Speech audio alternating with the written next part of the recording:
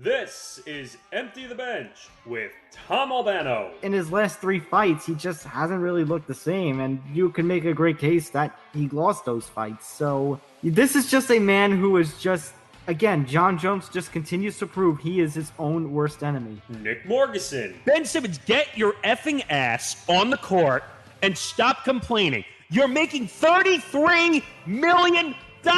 Do I have to say it again? $33 million! And Nick Federa. I'm being the pessimist this week. I'm saying that the Falcons are going to win, and then I'm going to keep drinking. Empty the Bench starts now. If you can't beat the Falcons, the Giants might as well be going 2-15. Well, that's all I have to say. Well, welcome to episode 105 of Empty the Bench. Tom Albano here, along with Nick Federa and Nick Morgeson. Well, Everything kind of sucks as far as Giants. Well, you know what? I just tweeted less than an hour ago. New York sports is dead. So we're ghosts now. Thanks a lot. Yeah! Go New York football!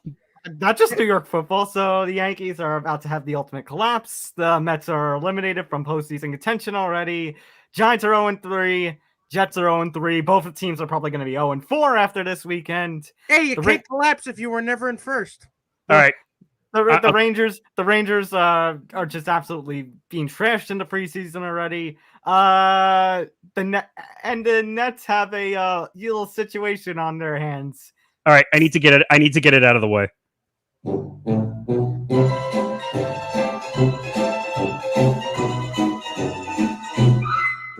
Now, that is the theme song. Yeah, that is the theme song for this episode. Yes, actually, because our first topic, because I've spent a lot of time talking about it in my ETB Sports Minute, but it's too big to leave out. So I actually, before we get into this, I should note that we actually have a little bit of good in this episode. We got Bruce Murray, SiriusXM NFL Radio, who's going to be coming on to just talk water cooler talk about all the stuff that's going on in the NFL, all the key storylines we got. By the way, just to make myself feel old, I interned with Bruce Murray at SiriusXM 9 years ago. 9 years ago. Jeez. Oh my God, you were in diapers. Nick, it was around Superstorm Sandy, 2012. Oh God, I was in college. So was I. I was just starting college. I was in my second semester at Nassau Community College. All right. But let's talk about this story for as much as we can before Bruce gets here. So, an article in the Rolling Stone has suggested that the NBPA and the NBA have been unable to come to an agreement on the vaccine mandate. Now, just to clarify and stuff, this is not referring to the local mandates that the Knicks, Nets, and Warriors all fall under in order to participate in home games. This is a league-wide mandate. This is a league-wide issue. Specifically, the story was quoted as, well, the sources were quoted as saying that the NBA would like to have all of its players vaccinated by season tip-off, which is, refresh my memory. When is that date? Very soon. A couple Very weeks. soon. I think the season starts in like a month-ish, I think. Tomorrow, the Nets are opening their preseason, I know, against the Lakers. Right. It's crazy. It's totally nuts. But to think, was it feasible to expect that anyway? Taking aside the anti-vaxxers, the anti-vaxxer angle of it, which we'll get into, was it feasible for them to even expect it from a logistical standpoint? No. And what's frustrating about this entire story is you have two sides: the NBA, aka Adam Silver, and the NBPA, Kyrie Irving and such. And by the way, I broke out a new sound effect because this is what I need to say about the NBA and the NBPA and their way of handling things. Look at all the failure. I mean, it's what we're referring to, again, context is necessary, is because Kyrie Irving he officially refuses to talk about his vaccination status, which we are in this political climate we are meant to take as I didn't get it and I don't want you to call me on the fact that I didn't get vaccinated yet. So he's basically playing whack-a-mole with this stuff, and we don't know if he's going to get vaccinated, and he believes in all these weirdo conspiracy theories. I can't even. Well, I was very, very angry on social media, as the guys can see, about Kyrie Irving and the way he's handling this whole situation. It's doubly for you because you're a Nets fan. Well, I could give two shits about the Nets at this point because they can't get on the court and actually win a championship, aka James Harden with the Rockets. But this whole situation is nuts. Get to the table, get a vaccination agreement. I mean, heck, for crying out loud, and we're going to talk about it in a second, LeBron James came out and said he finally got the vaccine. He finally came out after all this time. How much you want to bet his PR people, after the Rolling Stone story was published, how much you want to bet they went to him and said, can you please just tell them you were vaccinated? Hey, LeBron. I'm not implying that he wasn't, he wasn't, and he lied about it. I'm saying that can you at least just stop playing footsie and just say, you know what? Come out unequivocally. I got vaccinated, and you should too. Hey, LeBron, I think I hear you in the distance. What do you think about the vaccine? Get the out of here. I mean, don't you think you should have done this a little earlier than Yeah. this? Don't you think you should have been having PSAs? The way Jordan used to do. Of course, that was just saying no. no. Nick, I'm going to say it again. Are you new here? Like again, but was it dumb of me to hope? Well, there's no hope. There's no hope with the NBA and the NBPA. And you know what? I'm going to blow your mind right now. They are below the MLB and the MLBPA. Go ahead. That's a little bit of a low bar. I don't know if I would set. But I think because they will try to limbo over it, but still. I think this is a little bit of another black eye for this league that's been going back. Because we've been talking about how the NBA could skyrocket in popularity, but it has just hurt itself over the last few years. First with the China situation, then when the COVID vaccine first came out, and we had all these rumors that the NBA wanted to jump the line, and then you had the NBPA. Well, we've known for a while about the players being very playing footsie on this situation with the vaccine, and now we got all this. And now we got this about a potential mandate. Yeah, but then you get morons like Jonathan Isaac of the Magic or Draymond Green yesterday, if you saw his press conference that he gave at NBA Media Day. Hang on, let me see if I can guess what he said. It's a personal choice. No. Did he say that? No. Well, he said something. You'll love this. You ready? Because I'm going to have to get the music ready for this one. He compared a public health crisis in COVID to a woman going into labor. Excuse me? How do you make that comparison? He's basically saying that you should have the choice whether you leave the team if your wife goes into labor, the same way as you have the choice to get a COVID-19 vaccination. It's a choice. Here's the thing, Mr. Nutkicker. You can't catch pregnant. Careful what you wish for. Be careful what you wish for. Someday there might be technology to do that. But still, we're talking about a deadly pathogen, and he's playing chicken with it. Excuse me. I'm sorry, but I excuse my incredulity here. But I didn't think it would get this bad. I'm sorry, but hey, Draymond, I think we should do this to you. Probably already blocked us at this point. I mean, it's not the first time we're blocked by an athlete. Hi, Deshaun. Hi, Deshaun. Hi. F you. How are you? But this whole thing, this Rolling Stone story, and I said this to the guys when we were discussing this in pre-show meetings, how did Rolling Stone, of all the publications, was the one that got in the locker rooms and in the meetings when you have an ESPN that has the rights to show the games, or TNT that has the rights to show the games, and Rolling Stone is the one that got it? You think somebody might have tipped them off, maybe? I'd like to think so. Other than Matt Sullivan, who reported the story, did a hell of a job. So really, hats off to him. Yeah, kudos. I mean, he really nailed this story to a T. Kyrie Irving, go away. Andrew Wiggins, go away. Even though I got a little aggressive with my comments with Andrew Wiggins last week, but we won't go back to that. But I'm just tired of these players thinking that I'm not getting my vaccine. I'm going to beat the man. I'm going to be the power of the man. My immune system is a heat-seeking missile. And it's kind of sad when you think about it, guys.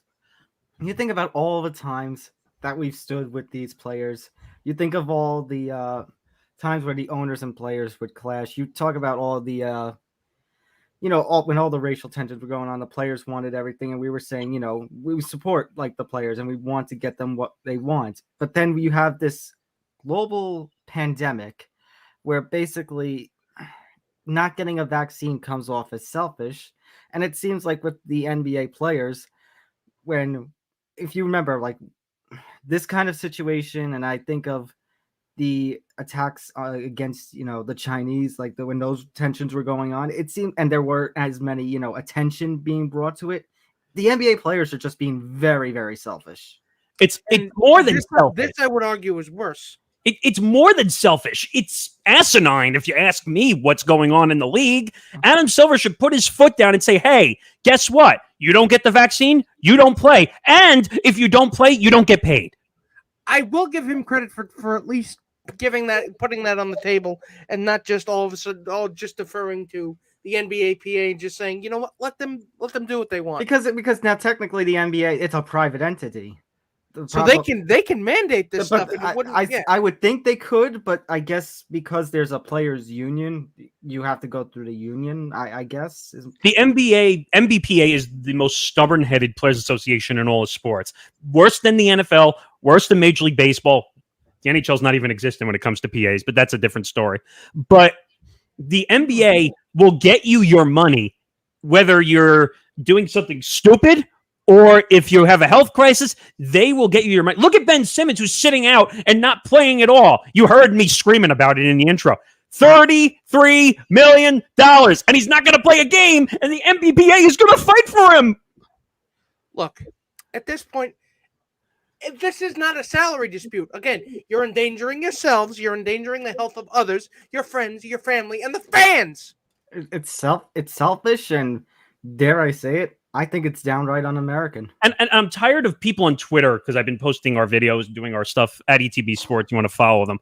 People are saying on our commenting and say, well, you are telling people and forcing people to get the vaccine. No, we're not. We're telling you that it's because I don't want you to get sick and die. We're talking about health. We're not talking about politics. You want to talk about politics? Take it away from this show, because I don't want to talk about politics. This should not be a political thing. It should be a matter of it being the right thing to do. You shouldn't need politics in this. You shouldn't need these incentives where you're here in New York, you're basically getting paid $100 to get the vaccine.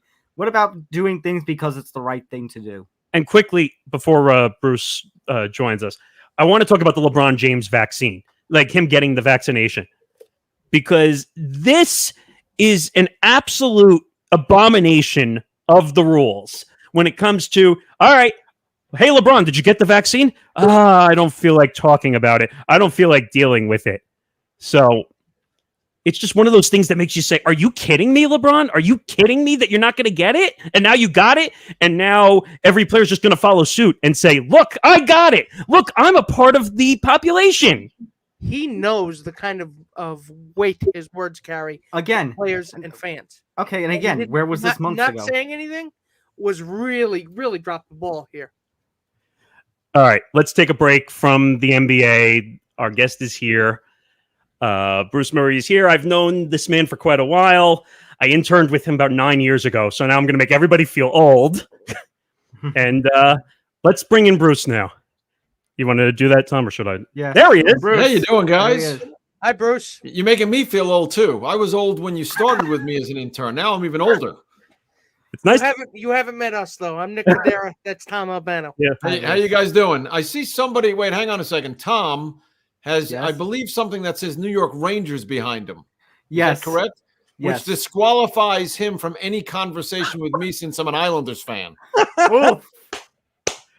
Shots fired already. Yeah. Ow. I felt that from here, Bruce. I have Rangers radar. When I see anything that says NYR anywhere in somebody's room, I'm sorry. I'm lucky I took my Brian Leach poster down. There you go. There you go. So, Bruce, how's it going broadcasting from home during the pandemic? You know, I was broadcasting at home for the most part before the pandemic. So it hasn't been that dramatic of a change. What's different is that I would be in maybe 3 or 4 times a month, whether it was for meetings or to see some people. I haven't been in our studios in almost 2 years. It's amazing. Wow. Yeah. Yeah, and I think they're closed until January anyway, at least from what I heard. But, yeah, I don't know when I'll be back in our studios. I have no idea. But if you can do the job from home, why not? So, yeah, exactly. All right, let's get into some NFL. So you have me, Jets fan, and those 2 Giants fans. Miserable. All right. Miserable start. So does New York football have any hope? So it's funny you bring that up. First of all, I'm a Giants fan. My kids are Giants fans. So every day it's basically like a therapy session with them. And Rich Gannon this week on our show had a message for Giants and Jets fans, which was you have 2 choices, either to leave the state and find a new team to root for or stop watching football. Those were really the only 2 options he left us with. So given that those are the 2 options, and we're talking about a former MVP, what choice do we have but to follow one of those 2 leads? Listen, there's no simple answer to this. You know, in many ways, as bad as the Jets are and as uncompetitive as they are, and I may have made up a word there, you know, there's a mild sense of, well, at least we're only in year 1 of Zach Wilson and Robert Saleh. Just maybe we can, you know, find a way to build around them, and maybe we have the right head coach. You know, with the Giants, listen, you enter year 2 or 3 of any regime, whether it's a quarterback, a general manager, a head coach, which they're in, and you get these kind of results. I mean, you could be facing an off season where you change perhaps all of those positions. And you know what that's like in this league. You're basically going back to square one with no guarantees you'll have any of those answers. What's the alternative, though, is what I would say. I mean, how much longer can we be subjected to this? Of course, I'm checking my privilege here because I was able. I've seen. I think they won 4 Super Bowls in my lifetime. So okay, it's not like I'm a Lions fan, but this is not for a sports organization that is prestigious as the Giants like to think they are.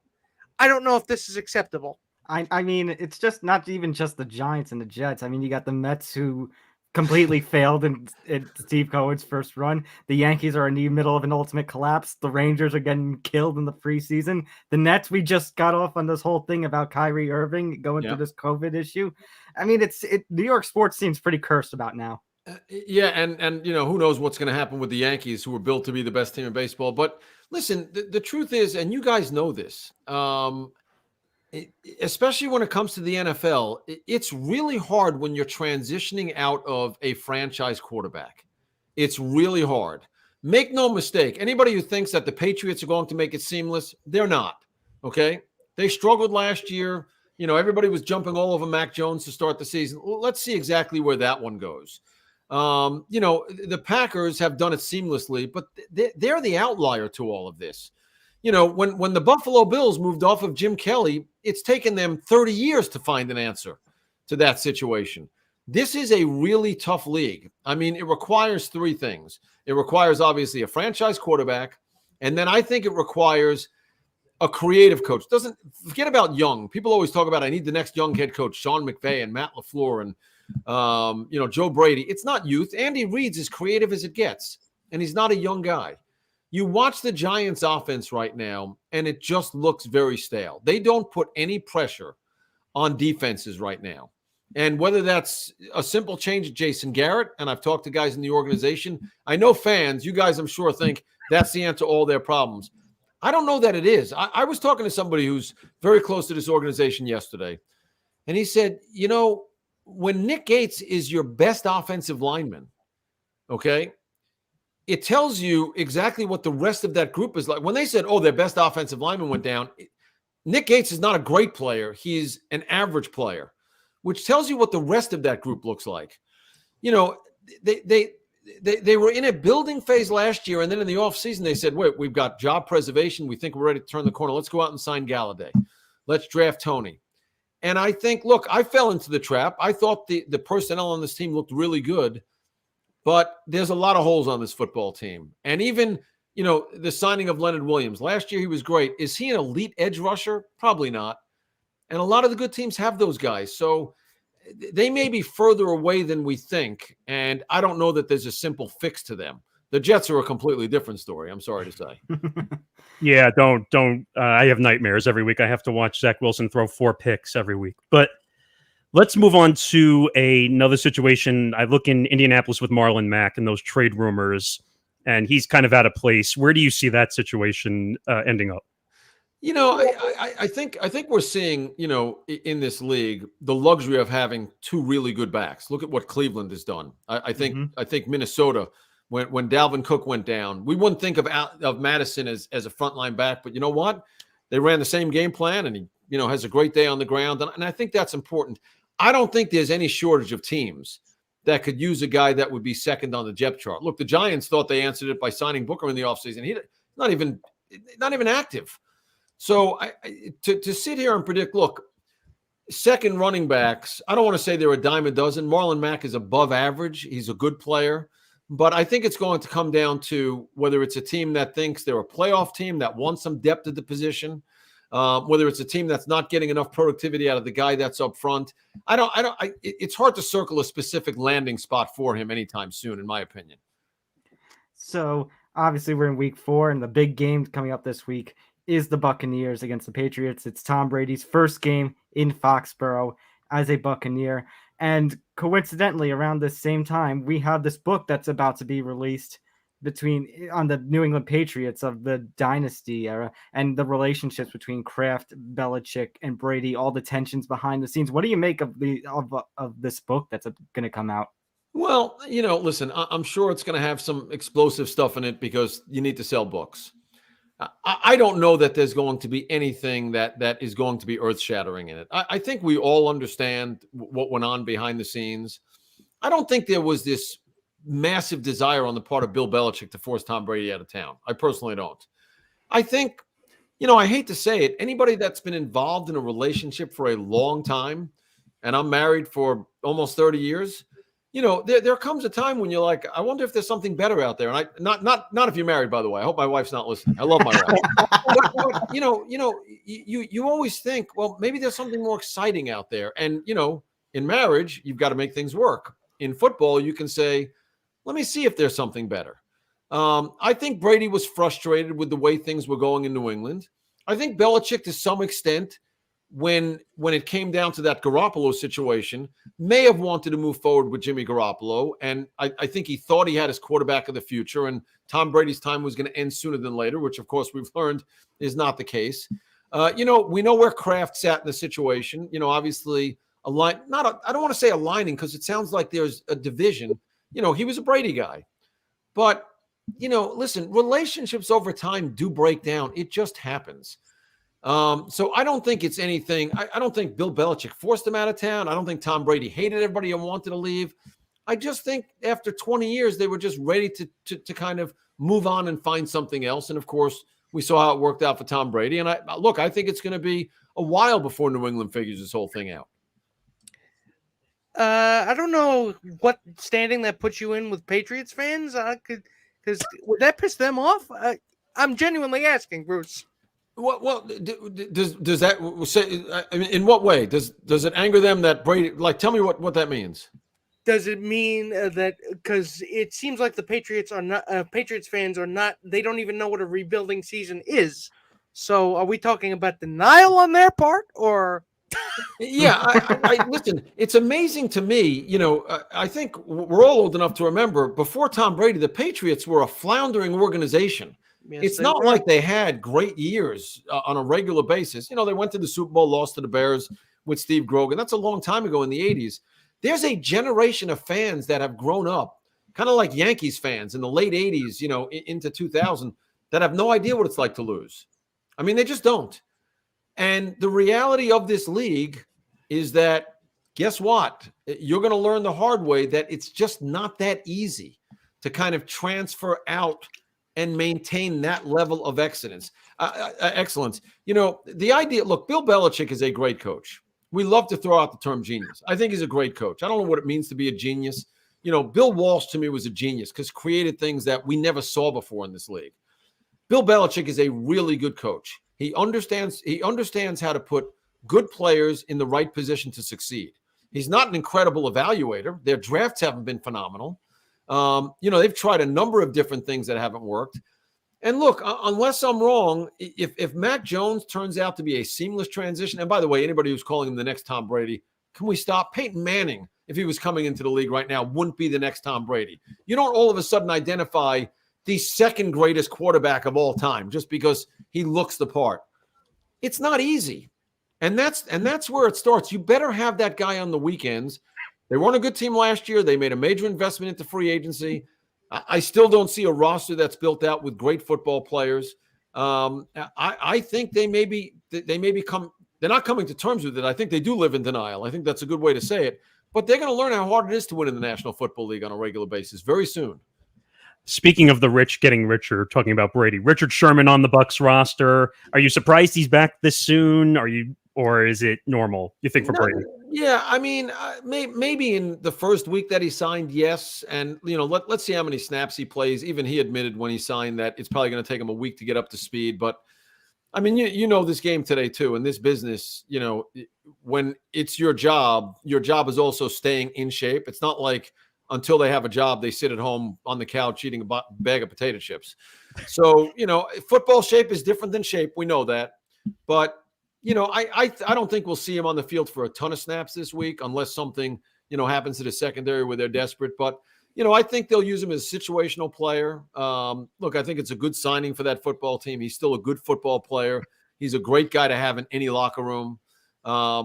It's just you look at that Bucs team and it almost looks like an old-timers game at times with Gronkowski and Brady and Sherman and Jace and Pierre-Paul. But in the meantime, they've got some youth that helps them also. It's just a really good football team. What I want to know is, has Richard Sherman worked out the personal issues that caused him to be released by the Niners in the first place? Because that seems to be the question that I don't think anybody's asking. Yeah, and the only evidence we have comes from him. I mean, from his statements, claiming that he has dealt with some of the personnel issues and he regrets some of the personal issues and he's moved on from them. And look, only time will tell. I will say this. Look, I know we went through some difficult times in the offseason. I don't know Richard Sherman well. I've met him a couple of times, but I do know some people who know him well. I personally think he's a pretty good guy. Anybody who wants to paint him with this broad brush, oh, he got in trouble, bad guy, I don't think he is. He's a smart guy. He's a guy that, has at times turned people off by his honesty, the way he sees things. We remember him a couple of years ago when he went to San Francisco representing himself. And, of course, there was a lot of criticism for the way that went.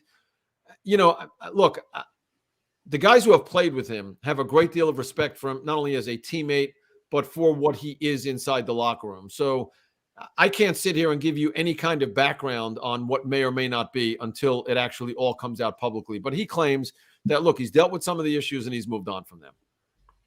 So last week during the games, we had two extremely weird but exciting instances involving kickers. The first, we had Justin Tucker setting the NFL record with the game-winning field goal against the Lions, so I believe it was 66 yards. Matt Prater, right before that, was going for his own, and then ends up giving the Jaguars a NFL record 109-yard return in that win over the Cardinals. Which do you think was the more impressive? Well, I think I have to go with Justin Tucker. I think if you would have had that return in the Jaguars game and it resulted in a win, maybe we'd feel a little differently about it. You remember the Auburn, Alabama situation. But my analogy was it's kind of like a guy making a phenomenal catch in a baseball game, and then you lose the baseball game. When he makes it and it saves a baseball game, it goes down in history. You'll never forget it. When you lose the baseball game or it's not in a big moment, you go, yeah, who was that guy? He made a great catch, but I don't really remember it. The Tucker situation, to me, stands out for two reasons. Number one is because of it decided the outcome of the game. We're talking about a guy who had a Hall of Fame resume before he made that kick.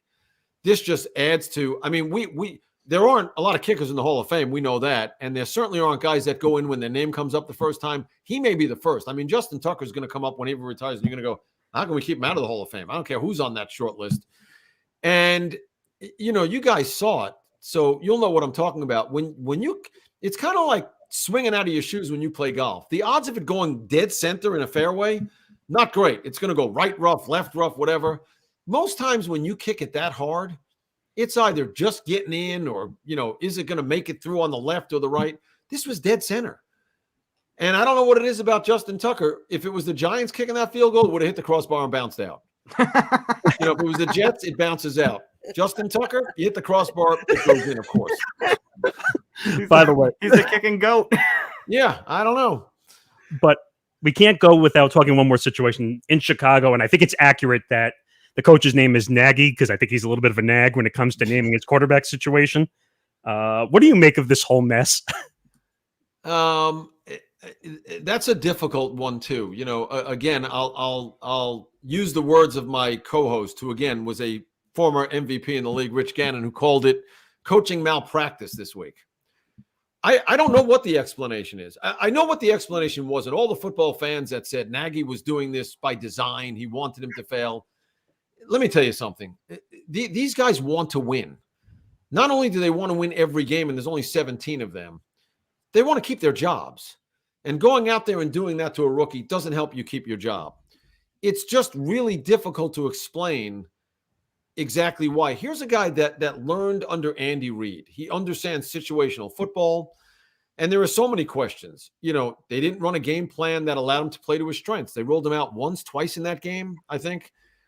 They didn't offer any extra protection. Once you're sacked 5 times or 6 times, you'd think you'd keep 2 tight ends in or a fullback in or something. You'd be chipping Myles Garrett. We didn't see that. You'd think you'd put Fields on the bench at some point after 5 or 6 sacks. I don't have an explanation for any of it. And you know what? Matt Nagy didn't provide one this week. He just didn't. So this is one of those things where we want to blame, and he's the easy guy to blame. I'm not saying he's not. But everybody thinks they have the answer to why it worked out that way. And without being in the meeting rooms, without understanding why they did certain things, I could not provide you a plausible explanation for why we saw what we did in Cleveland last week. One last thing from us, another quarterback situation, Bruce. We've heard reports and rumors this week that Eagles ownership has approved to try to get a trade for Deshaun Watson. Now we know the whole situation between the Texans and Deshaun, plus Deshaun's own personal issues over this past year. Should this be something that the Eagles do? What did they have to give up? And what about Jalen Hurts? I mean, he's looked good during the end of last season and the start of this season. Would he have to go to Houston in a trade like this? Well, let's use Miami as an example, because they were the first team that was in the sweepstakes. And the reports were that they're willing to trade him to Miami, but they don't want Tua in return, which you'd say, well, that makes no sense. I mean, but they evaluate Tua, and they may think they want to go in a different direction. And if they trade him, maybe they'll be in a position to draft a guy. I don't know what Houston thinks of Jalen Hurts. So to say that he'd go back in a deal, they may not want to take on Jalen Hurts and what he brings. They may just want to start fresh. If you're asking me, and by the way, look, much like the conversation in Miami, I'll say the same thing, because I was an advocate of Tua's. But when you've got a chance to get Deshaun Watson, it's not about what about the guy we have. It's, are we getting better at the position? And Deshaun Watson's one of the top 5 guys at his position in the league, top 7, whatever you want. He's an MVP caliber player every year. If you can get him, go out and get him. And for those that say, well, he may be suspended, he may have to sit 8 games, you deal with it. He's under contract. If you lose him for 8 games this year, but you have him for 5 years, and you have one of the best players every Sunday, go get him. That's what I would say. There aren't too many teams right now that could say, we're not better with Deshaun Watson as our quarterback, no matter who their quarterback is, except for, like I said, in Green Bay and Tampa Bay and, Kansas City. I mean, we don't have to go through all the names, but you know what I mean. Are you better in Denver with Teddy Bridgewater or Deshaun Watson? And Teddy Bridgewater's off to a good start. If you can get better at that position with a young player, go out and get him. The great Bruce Murray, who I haven't seen in 9 years. It's been great catching up. SiriusXM NFL Radio, SiriusXM Blitz, noon to 3 p.m. Eastern, on Twitter at Bruce Murray NFL. Hopefully we can talk again sometime. You know where to find me. At least now you know where to find me. There was a long delay with the first with the first reach out. Now you know how to get me. I know how to get you. So we'll talk in the future. Guys, Thanks so much, anytime. Bruce. See ya. Bruce. Appreciate it. All right, take care, guys. Okay. That was fun. That was fun. Very fun. That's Bruce Murray again, SiriusXM NFL Radio. You can hear him on the SiriusXM Blitz with Rich Gannon, 12 p.m. to 3 p.m. Eastern Time. A lot of good talk, all this NFL storylines and such. So, do we have some unfinished business in the NBA we got to get to now? Yeah, probably. All right. So, which angle do we want to go with here, Mr. Nets fan? Do we want to go with the Kyrie situation? I guess so, unfortunately. So Kyrie Irving, again, we have the NBPA and the NBA just going over these vaccine issues, over this vaccine argument, and Kyrie Irving is one of the leaders in the NBPA. He's a member of this executive committee, I believe, and he's going around promoting these anti-vaccine conspiracy theories. Yay! Wait, you mean tearing up? You mean this? Yeah. Now, let's see if we can. I mean, of course I can't really get inside the mindset of that vaccine conspiracy theorist, but I can say that he apparently was quoted or has quoted Stone story saying that he believes that the vaccine or some vaccine has a microchip in it, and they use it Of course. in a database that was run by Satan. Everybody, get your tinfoil hats out. I mean, this is beyond tinfoil hat. You're wearing a tinfoil suit at this point. You're wearing a tinfoil suit, living in a tinfoil house, hoping that the microwave radiation doesn't cook your nuts. I mean, I'm trying to be nice about this. I'm really trying to be nice and not say something I'm going to regret down the line, even though I probably did that last episode. I see the anger boiling inside you, Mr. Morgan. By the way, just as a caveat, I'm not talking about people who are hesitant to get the vaccine. I'm talking about people who absolutely refuse. I'm not doing it. You can't make me. They're trying to track us. Here's the thing you can do, just to test it. Just a little bit of home shopping network demonstration here on Empty the Bench. See, this is your cell phone. What this cell phone does? What? Can track you better than any vaccine can. And does anybody ever talk about that? No. Why do they want to talk? Why don't they want to talk about it?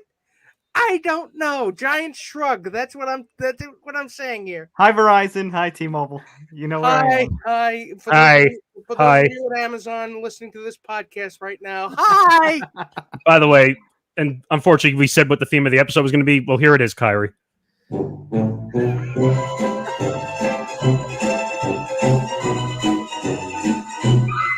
Now, there's a couple other things we got to get into with Kyrie. So first, let's get the bad out of the way. So Ted Cruz, we talked about how we don't want politics getting involved. We talk about how we don't want to talk politics on this podcast. We've talked about how the NBA players have gone against politicians, and now Kyrie Irving and Andrew Wiggins are being defended by Ted Cruz for the decision to. Nick, I'm going to save you the reaction. Careful, it's big. It's Ted Cruz. You may need to flush twice. He just needs to end up. The problem is that we're not trying. There you go. But the problem is he's just inserting himself into this story like the lame Kool-Aid man. Oh no! Oh no! Look at all the failure.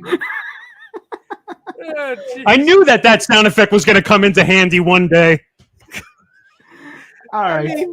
Let's get to the. You want to go funny? Let's go funny. So Kyrie Irving has received an offer from this porn company to not get the vaccine, and as part of it, he would get like exclusive deals. Like he would get to talk to models.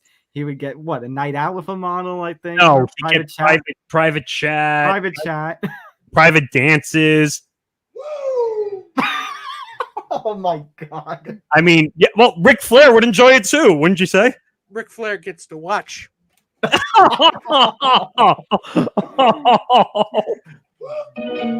have read the fine print.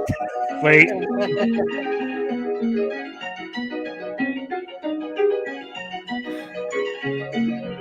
I had to clear that moment up. Okay, go ahead. Okay, I think we've talked on this for far too long here. Let's get to a little football here. So the National Labor Relations Board has produced a memo that says that college football players or players of what they call revenue-earning college teams should be considered employees and have the right to unionize. And this can of worms has been opened yet again. So, who's going to blink first? Is my question here. Well, I'm not surprised. Actually, I should clarify. I'm not surprised we're at the situation again after the agreement that the players, college athletes, should be able to have sponsorships. I forget what the specific term is. NIL. NILs. Yeah. NILs. Yeah. Which is basically like a trust, right? No, it's actually like endorsements, money that's put into a trust situation legally, because they can't, like, even though they're allowed to have endorsements, they're not allowed to forthright give them the money, like in person, like in a paper bag. Pay them. You can just pick it up later. It's basically like the mob. Like they leave it under a mattress and you go pick it up. Leave it under a mattress.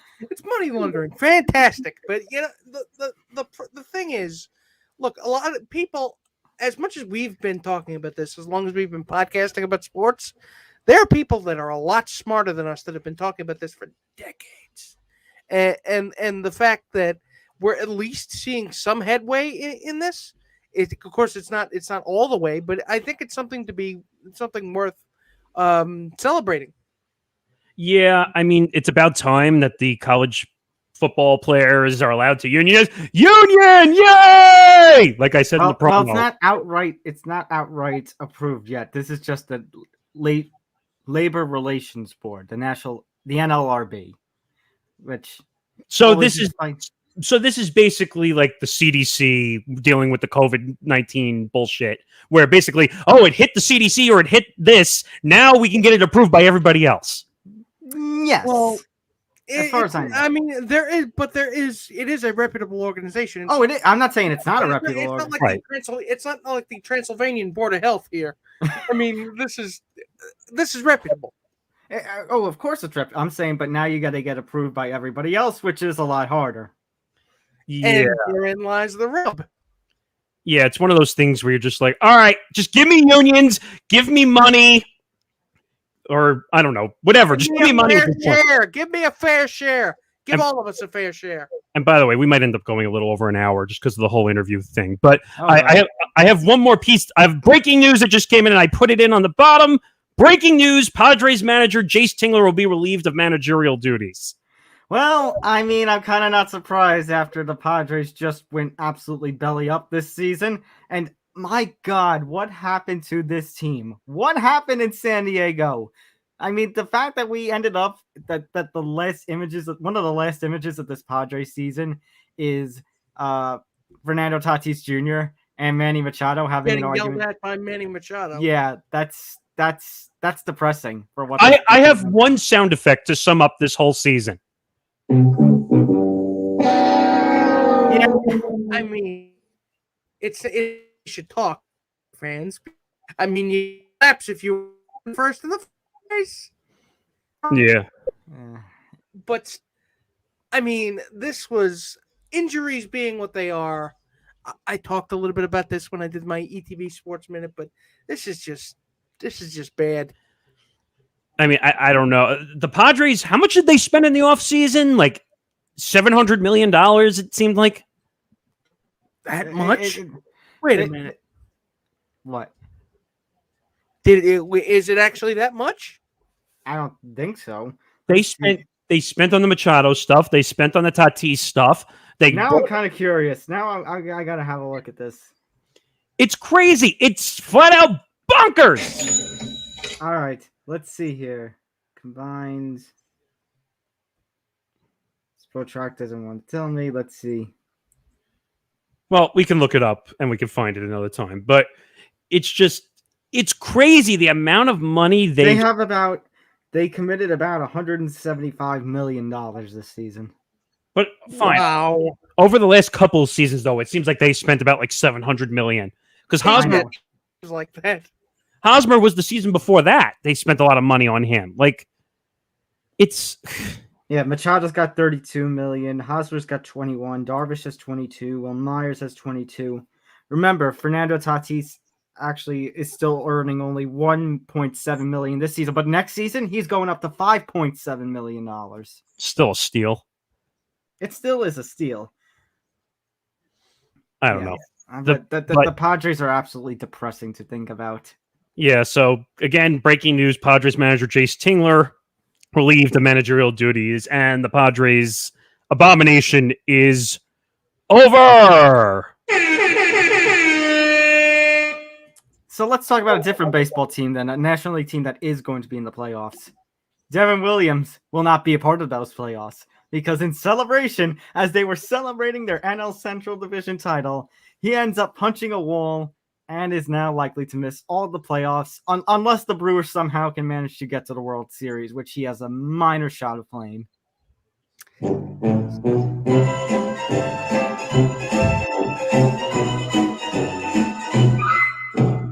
It's hard not to feel bad for him, though. I still do. Because I don't feel boneheaded bad for him. accidents. Just that, boneheaded accidents. I don't feel bad for him. He's an idiot. But again, need I play devil's advocate and talk about Mr. Carl Pavano? Well, Or Mr. David Wells? Are you talking about the buttocks injury for Carl Pavano? No, I'm talking about the car crash. Well, isn't that where he injured his buttocks in? I thought that's how he did that or whatever. It might have been, but still, the point is, I still feel bad for him because I mean, you shouldn't. I mean, I have to wonder how the heck he was feeling. He must have felt so embarrassed when the PR person is sitting next to him explaining that he was going to be missing all the playoffs and knowing that he would have to explain what was going on. Wait, you got to clarify that statement. He said that he could be back in the World Series. I said that at the very start. Yeah, he did say that. What are you talking about? Did you say that? I thought you said that he missed the whole playoffs. Okay, I don't know. I said he'd have a minor chance if the Brewers can make the World Series. Which we will see about that. Which, considering the Giants don't seem to know how to lose, the Dodgers were a 100-win team. Considering the Braves are in another season where they could be an NLCS team, I highly doubt the Brewers can. Going to be a bit of a climb. By the way, yeah. We don't even have time to talk about the whole thing where the Dodgers or the Giants are going to be in a 1-out wild card game, both winning 100 games each. Like, sucks. Again, I'm not for the likely 16-team move that they're probably going to be making next season to MLB. A repeat of the 2020 playoff system. But this wild card game or whatever, I think it's kind of BS. I liked it at first, but you know what? We need a 2 out of 3. We need that to be a 2 out of 3 season. Hey, guess what? You know what 16 teams in the playoffs means for Major League Baseball? More money! So to them, they'll complain in the media and say, oh, we didn't really want to do this. It's more work for us, but it's really more money for them behind the scenes. It's money in their pockets. I really don't think they care. By the way, if you want an update, the Blue Jays are up 6-1 now. So thanks for depressing us. Christ.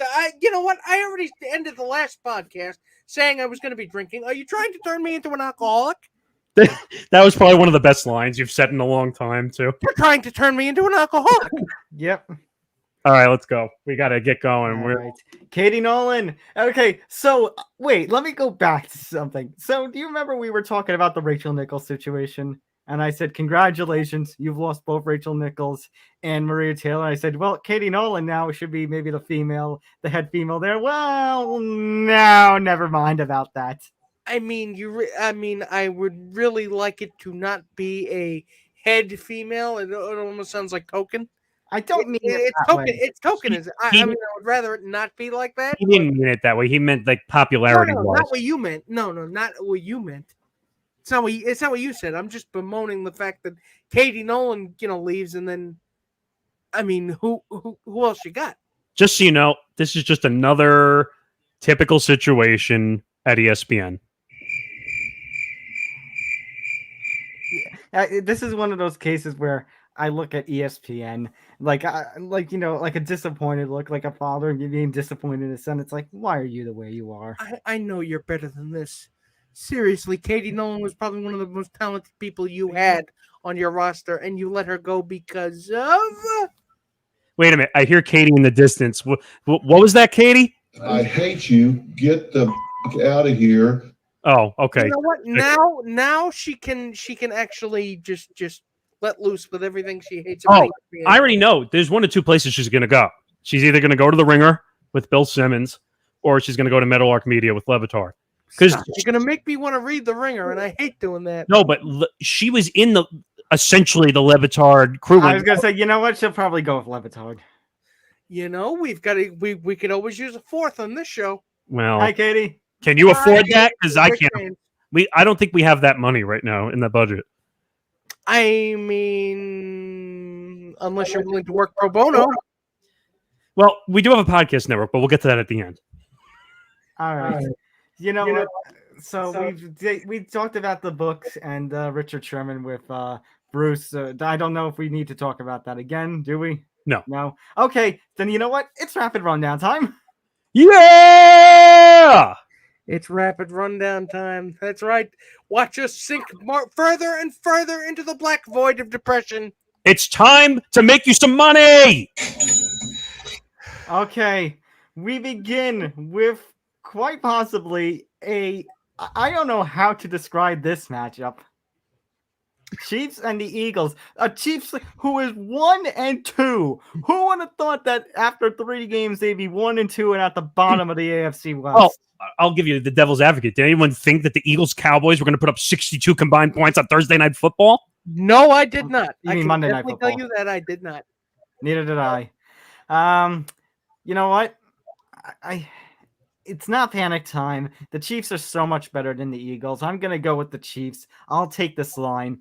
But if the Chiefs somehow get upset again and fall to 1-3, it's time to reevaluate this team. I agree with you, and I'm taking that line as well. And it's kind of sad when you consider that this is a team that's been to 3 straight AFC title games and 2 straight Super Bowls. And they lost in some dumb fashion also the past couple of weeks, just like giving up touchdowns in the final minute. Like, excuse me, but I would take the Chiefs to cover.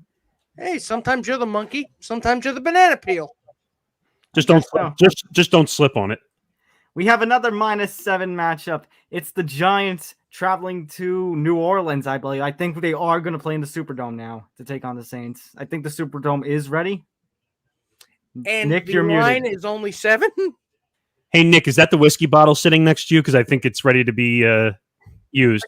I couldn't afford whiskey. I couldn't even afford schnapps. So here's my take.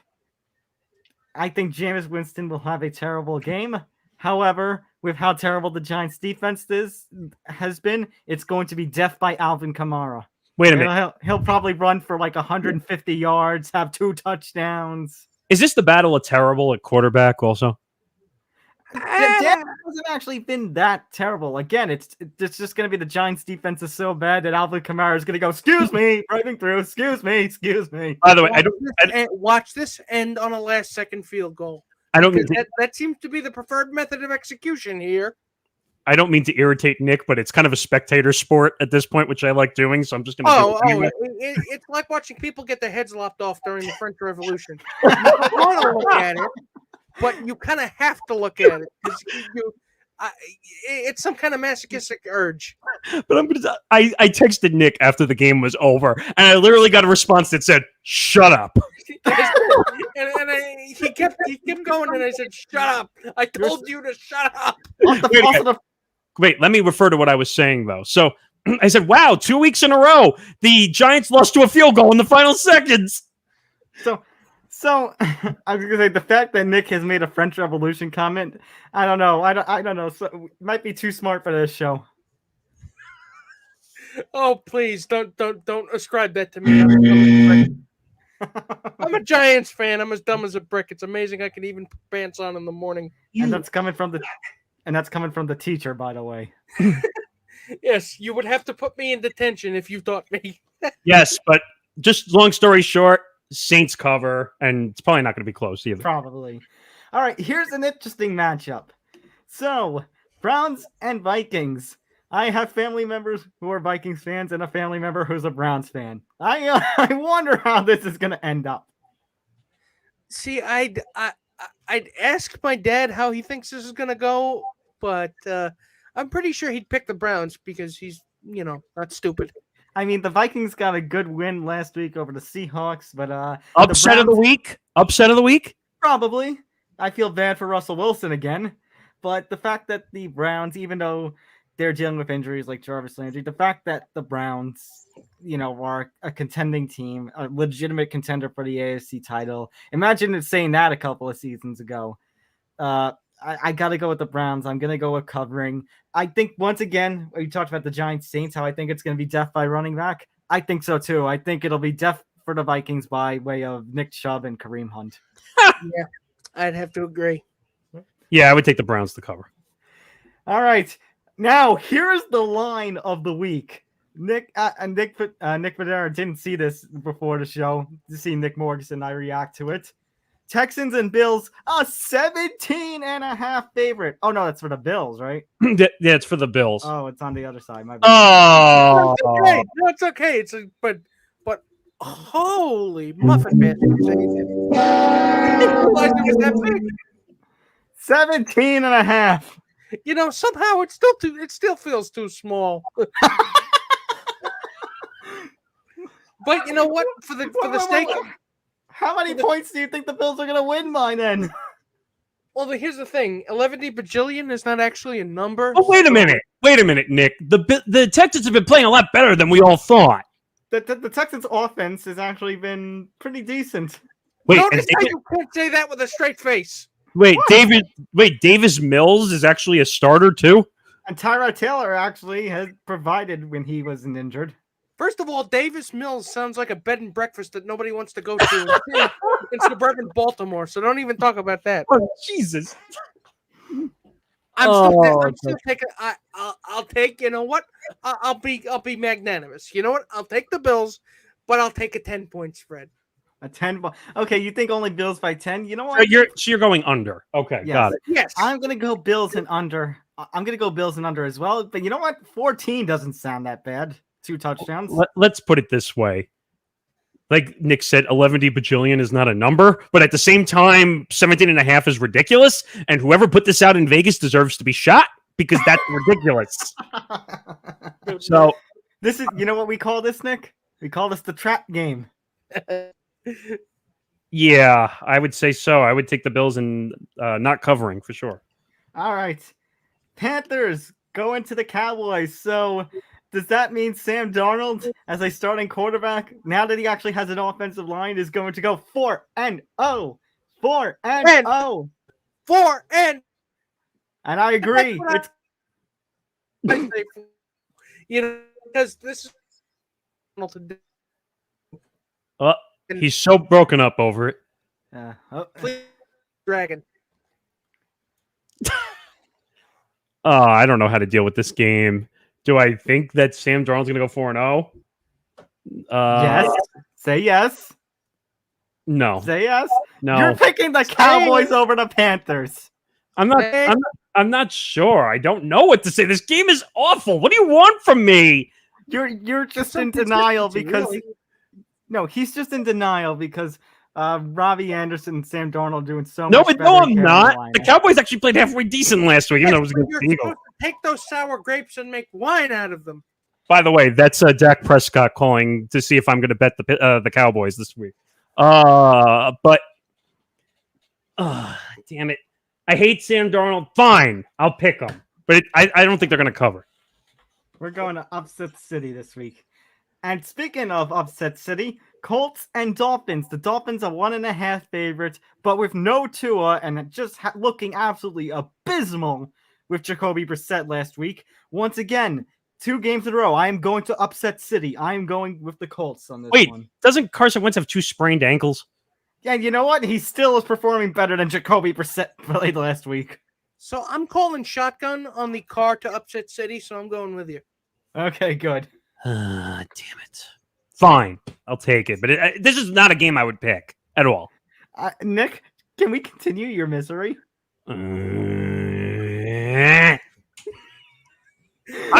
Stick again. By the way, just so you know, I did a few polls on our Twitter account at ETB Sports, and I'm trying to find them. While you do that, I have a chance for you, Mr. Morganson, for the third week in a row. Joke.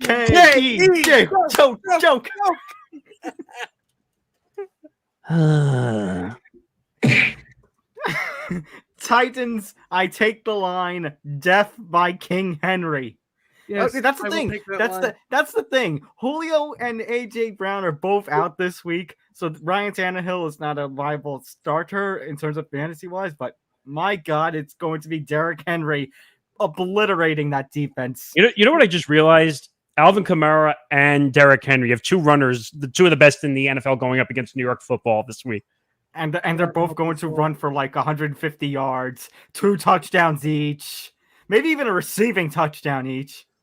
Yeah, You know, if I can't start drinking, I'll just have to find Jesus, and I don't even know where to begin. Hey, if you find Jesus, can you tell him that we don't want Brian Cashman anymore? Just saying. If you find Jesus, can you tell him, please give New York sports some mercy? Yeah, exactly. Oh God! All right. Well, I'm taking them to cover, maybe more actually. By the way, they lost 26-0 last week. And don't tell me your loss is worse than ours. I call bullcrap if you say that. Guys, let's go to the jungle for this next matchup. There's no Tigers anywhere, but I have found Lions and Bears. Oh my. Oh no, Lions, Tigers, Bears, oh my. And guess what? I'm taking another trip to Upset City because Jared Goff has looked like a god. The Bears, do we even know who the starting quarterback for the Bears is yet? What a nag. No. What a nag. At a certain point, though, I'm still taking the Bears because actually, What? you know what? What? I'm not going to do that. Yeah, I'm not going to do that. Come All of with a sudden, me. all of a sudden, I realize Jared Wait a Goff's minute. been playing fine, even with a downgrade of weapons around him. I retract that. I'm taking the Lions, and I'm taking a 7-point spread. You suck. Yeah, the Bears suck. Lions in the upset. So apparently, rumor is it's going to be a game time decision. I saw that. I saw that. Are you kidding me? I saw that yesterday. Are you kidding me? A game time decision for not even for an injury to determine a starting quarterback. Once a nag, always a nag. See? Oh, How God. about this matchup of suck? Washington and the Falcons. Wait a minute. And it shows you how bad the matchup is because the Washington football team is a 1.5 favorite on the road. Here's the thing: when you go to a Globetrotters game, they're not supposed to. Then both teams are not supposed to be the Washington Generals. So, I guess I'll have to take Washington because I can't take the Falcons with a straight face. I know the Falcons are the home team. I know they beat the Giants, even though they actually nearly lost to the Giants. But you know what? Screw it. Taylor Heineke's an all right quarterback. I gotta admit it. I'll go Washington. The Falcons beat the Giants last week, but that doesn't tell me shit. So I'm taking the Washington football team. We go. Okay, guess what? We're into the 4 o'clock games, and they're all actually really good. Thank We start God. with the Cardinals and the Rams. Rams 4-point favorite. I'm going to take the Cardinals at this point because I do think that Kyler Murray's going to have a good game. I think the Rams defense is tough, but I don't know if they're going to be able to stop Kyler Murray. I think this is going to be an offensive juggernaut of a game. I think we're going to have both defenses kind of collapse. Do I see a 4-point favorite? You know what? No, I'm going to take the Cardinals, but I'm going to go against. Oh, well, I'm going against the spread anyways because I'm picking Cardinals. Yeah, I'm going to take the Cardinals. By the way, Stafford's looked really good since he's been out of Detroit and in LA. He looks like a different quarterback. And Sean McVay clearly has a crush on him. Not that there's anything wrong with that. I know, but Sean McVay, you could see a whole new passion in him that he didn't have with Goff by his side. I mean, if the relationship works, it works. All right, let's go to a West Coast rivalry game. Seahawks 49ers. The 49ers are -3. By the way, Russell Wilson's going to be angry this week. Yeah, he's going to be pissed off, and he's going to play pissed off. So I'm going to take the Seahawks. I'm taking another road team upset this week. It's quite a few road team upsets I'm picking this week. Yeah, he is going to come out angry, and he's going to bring the 12th man with him. Let's go to this interesting matchup over in the tundra of Green Bay. It's the Packers and the Steelers. Packers are a 6.5 favorite. RELAX. So I have a question. Sorry, Nick, to interrupt. Go ahead. Okay, now that the Steelers are playing actually a legitimate team, are they actually going to show up? Yeah, I was about to say that. They usually play down to their competition, but since they're playing a good team, does that mean they'll play up? Wait a minute. Does that mean because you have a quarterback in Aaron Rodgers who's playing down, is he going to play down to the down team that usually plays down to their competition? Wow. I don't know. What am I saying? I'm still picking the Packers. Come on. I'm still going to pick the Packers just because even though the Steelers tend to play up when they're playing tougher teams, Roethlisberger just does not look there this season. I'm sorry. I'm surprised that sentence made sense, first of all.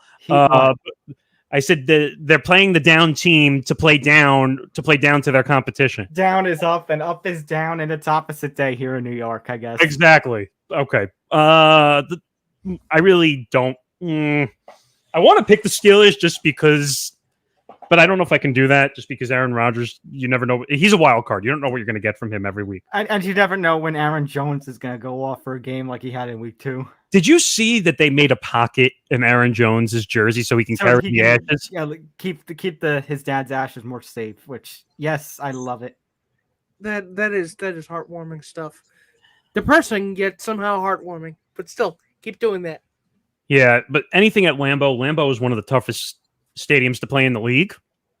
It's the loudest, in my opinion, besides Seattle. And I think Big Ben might have lost this season. We can say he looked very lost. He looked so lost. I think I had to go in the woods to go find him. But so make a pick, for God's sake. Oh, is I the one that hasn't made a pick? Yes. Oh, I didn't realize that. Packers.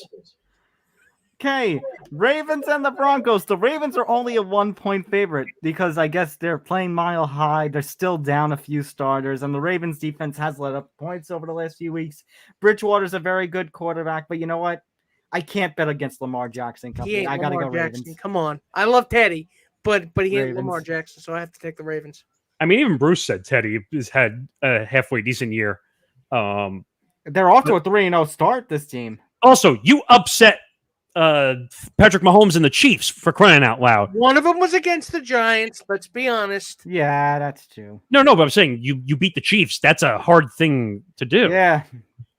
And it was all him. I think he scored the game winner, didn't he? Again, who would have thought that by week 4 we'd have the Chiefs at the bottom of the standings of that division at 1 and 2 with losses to Bridgewater and Herbert? That's true. I mean, I'm taking the Ravens, but they're going to cover that 1 point. But I think it'll be like within a touchdown range. I think. Yeah, and it's going to be a good game. You know what? It'll be a good game. Let's get to it.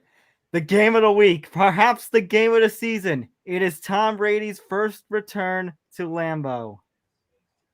I mean, to Foxborough. So I am going to, what the hell am I doing? Brady's the one wearing the pants. I'm going to pick the Buccaneers. I have to. Yeah, so Rob Gronkowski is out, but when has that stopped Tom Brady and company from doing He'll just throw to somebody else. I mean, how many weapons do you have? AB, Leonard Fournette, Chris Godwin, Mike Evans. I mean, the list just got. Now you have Richard Sherman on defense. I mean, it seems like the rich just get richer at this point. I mean, boy, if that doesn't describe life to a T right now. By the way, the Bucs are going to win by more than 7. I think they might actually blow out the Patriots. I'm kind of curious if we're going to see a Belichick Brady handshake or hug post game. We got a denial during the week that the way that they said their goodbyes was on a phone call. Bill Belichick denied it. No, wait, I got an idea. A pie in the face. Post game pie. A pie in the face. Seriously. No, I think this is what Bill Belichick is going to say to Tom Brady. I hate you. Get the out of here. I was giving the Belichick grump look. Yeah, I think they cover, but I think they might cover by 15, 20 points, I think. Okay, Monday Night Football. The 3-0 Sock Puppets are taking on the Chargers. And guess what, Mr. Sock Puppet? Your luck runs out this week. Herbert is going to throw so much. Herbert is going to have the game, another amazing game with Mike Williams and Keenan Allen. Who would have thought that Justin Herbert would be waking up Keenan Allen and Mike Williams to get into the end zone? Yeah, I'm going to pick the Chargers. You can't do that. Yes, I can. You're not the boss of me, Mr. Sock Puppet I just made up. I'm going to tell Mr. Gruden on you. Oh, No! yeah, sure, tell him. Hey, tell him. You know what I'm going to tell him? Stop looking like Popeye. Then I'll tell him to take the Spider 2Y banana out of his ass. No! Jesus. Oh, man. What am I doing? I'm taking the Chargers. Justin Herbert might be on top of the top 5 quarterbacks to be in the MVP discussion this year. So, yeah, they're going to. And guess what, guys? We actually have a great Thursday night football game this week. It's Rams Seahawks in Seattle. Holy crap!